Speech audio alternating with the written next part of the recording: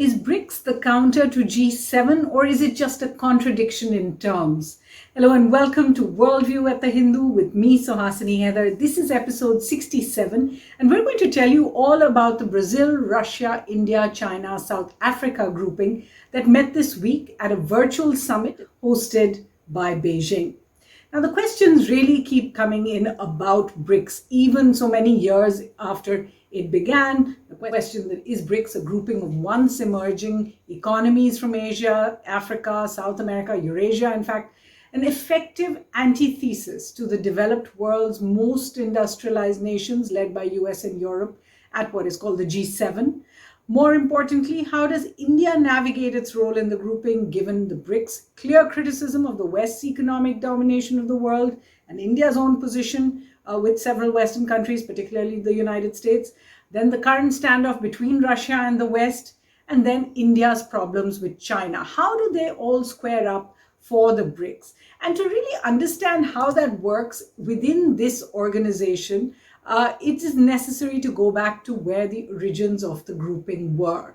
To begin with, unlike other regional, economic, political groupings, the BRICS idea actually did not come from any of its own members. It came from a paper by a Goldman Sachs economist in 2001. He suggested, his name was Jim O'Neill, he suggested that instead of setting up the world's then emerging economies as a separate group, that they actually be brought into what would then be an expanded version of the G7. In fact, in those days, Russia had just been taken into the G7 to make it the G8, which is why they were open to these ideas. But Russia was still very much an outlier. The paper later then made the case that by 2039, the four economies, Russia, India, China, and Brazil, would actually upend the global economic order and even overtake the G7. This was made over a course of several years of predictions. Then in 2006, leaders met on the sidelines of a summit. And then in 2009, we saw the leaders of the four countries, Brazil, Russia, India, and China, meeting and forming the first BRIC, if you like. They added South Africa in 2010, and once it was ratified, it became BRICS formally. Russia's ties with the West, remember, had begun to unravel after the war with Georgia in 2008. And Russia was finally, in fact, ousted from the G7 by 2014. So the G7 became the G8 for about a decade, went back to being called the G7. Since then, BRICS have met every year, set up several initiatives, we'll tell you a bit about them, and really defied all predictions that the grouping would crumble given the downturn in the economies of all the members, with the possible exception of China. In fact, BRICS may be disparate countries on four continents, but they together do represent 27 or 29% of the world's landmass, about 41% of the world's population, 24% of global GDP, 16% of global trade, so still quite little compared to the predictions, and it produces 33% of the world's food if you take the BRICS combined. Let's tell you about the significance of the BRICS Summit that was held on June 23rd, 24th this year. The summit was, in fact, the first such meeting of a grouping like this, including Russian President Vladimir Putin since the invasion of Ukraine, of course, on February 24th. So it gave the message really that Russia is not isolated, economically or otherwise, as the US might actually like to project. For India, it indicates that it will continue to walk an independent balance in the world. Remember, BRICS leaders met 1 month after the Quad Summit in Tokyo, where Prime Minister Modi went to Tokyo, met with Mr. Biden, met with the Japanese Prime Minister Kishida, met with the Australian new Prime Minister Albanese. And this BRICS Summit actually comes days before the G7 Summit in Germany at an alpine resort, where both India and South Africa have actually been invited as well to attend a few of the sessions. Brazil, in fact, attended a summit of the Americas in the US this month, where President Bolsonaro also met with US President Biden. So each of the BRICS members, or many of the BRICS members, are also running the kind of balance that India is. Now, another significance of this BRICS summit at this time is that India and China have been willing to attend these summits despite the standoff between their armies at the border since 2020. And right now we're seeing a kind of impasse in talks between them. This indicates that the Modi government is really willing to put its differences with China, the PLA's transgressions aside for BRICS, and it gives it an added significance, if you like. BRICS countries have continued to meet during the COVID pandemic, of course, virtually. This summit, hosted by China, reiterated their willingness for all BRICS countries to work with China on COVID research. We'll tell you a bit about that, vaccines, other things, a contrast to more critical views of China at other Western-led groupings. So what were the specific key takeaways from the summit? And there is a declaration called the Beijing Declaration already out. The first we saw in the speeches given, strong criticism of the US and Europe over sanctions against Russia that came from President Putin as well as from Chinese President Xi Jinping. The BRICS declaration itself was a little more muted, but it backed Russia-Ukraine talks, didn't criticize Russia in any way. It called for the UN to strengthen efforts to manage the humanitarian situation in and around Ukraine. Then it seems they had built a kind of common position on Afghanistan. They called in their joint declaration for inclusive and representative government there, ensuring that Afghan soil isn't used for attacks against other countries or to provide any shelter to terrorist groups. In fact, what was really interesting is, of course, Russia and China already have embassies open in Kabul, but on the same day as the BRICS summit was inaugurated, India reopened its embassy in Kabul, and this is a subject we've been studying on Worldview for some time. Then Prime Minister Modi focused in his speech on the common agenda that the BRICS share on economic governance. This is a very key pillar. He talked about the importance of multilateral systems and other BRICS initiatives, which he called very practical initiatives. One of the reasons for the BRICS successes. We'll tell you a bit more about that.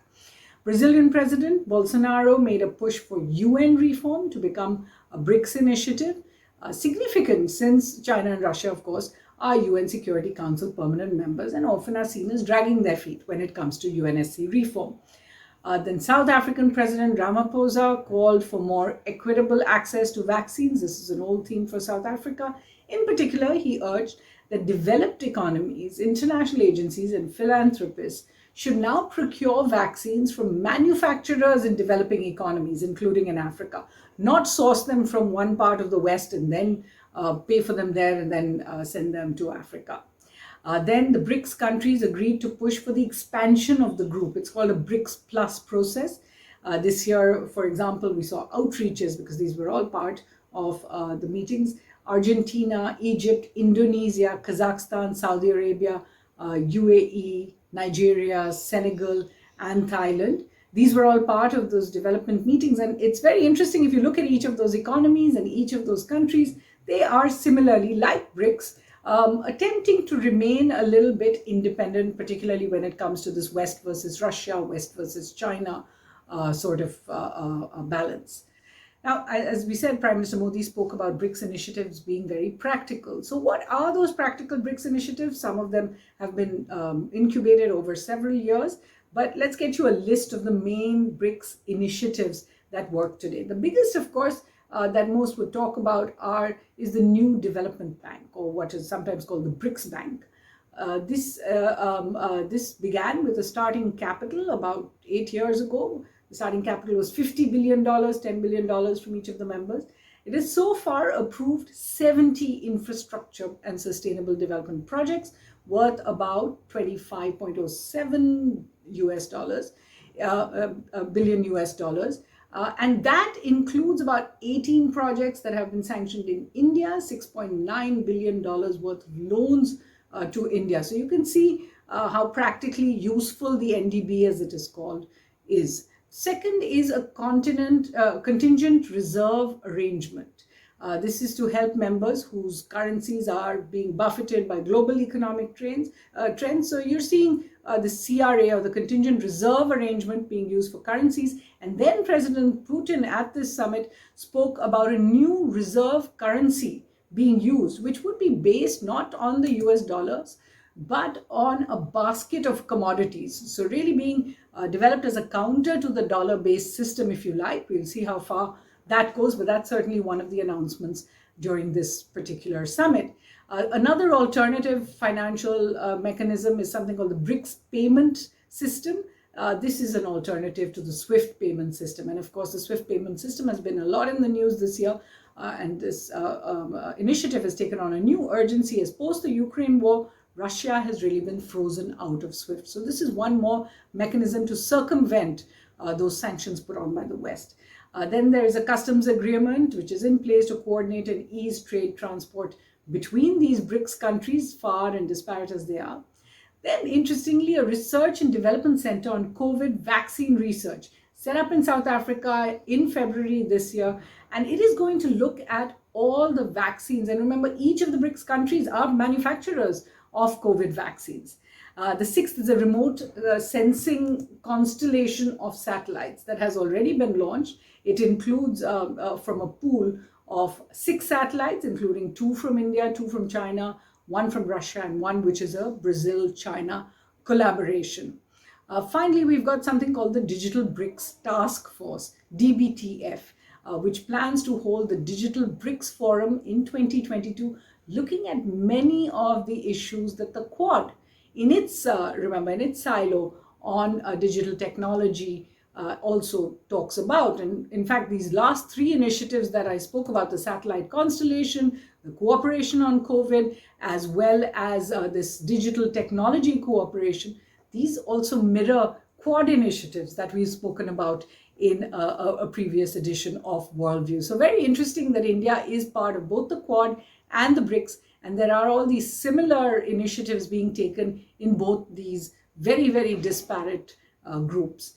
Now, of course, all is not hunky-dory within BRICS, and we have over the years seen many question the validity, the viability of BRICS, and even mocked the arrangement really for being an unworkable idea in the long term. Critics point to a number of basic contradictions within the grouping. And let's just take a look at some of those, because there have been a lot of jokes about the BRICS being the chink in the armor and a brick falling out of the wall, if you like. The first contradiction really is that BRICS countries never kept the promise of being these developing economies that would actually emerge as a counter to the most developed countries. They still only make up a quarter of the global GDP, only 16% of global trade. Russia, Brazil, South African economies have frequently been on the verge of collapse in the past few years. The Indian economy has been disappointing, particularly in the past decade as well. GDP growth, remember, has lost its momentum. Economic reforms haven't kept up with the global expectations that we had heard in the year 2001. China, which has been in touching distance of the United States in terms of its economy, has also been dealt a big blow by COVID and the lockdowns that have followed. In fact, the biggest blow perhaps to BRICS' credibility came in 2015 when Goldman Sachs wound up its BRICS fund. It had reportedly actually lost 88% of its asset values since 2010. In fact, it then took this BRIC fund and merged it with a larger emerging markets fund because it said this is really not working as we had expected. The second big contradiction is that BRICS members don't discuss bilateral issues, but issues like the India-China border dispute, PLA transgressions over the LAC, are bound to have an impact on BRICS solidarity in the long run. In other words, if members are fighting with each other, it is going to make it difficult for that grouping to move forward.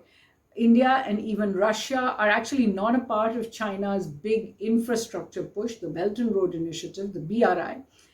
Brazil and South Africa are. So the BRI and BRICS are not actually together. And that is another contradiction within the grouping.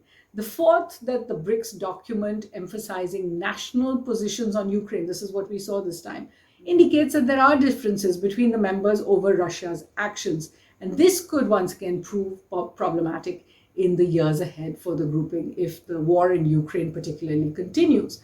And then while Russia and China have come much closer, especially with the announcement of their no limits partnership, India, Brazil, and South Africa have all made outreaches to the US and Europe in equal, if not in greater measure. So really, where is the BRICS going to go in the future is always a question given all these internal contradictions.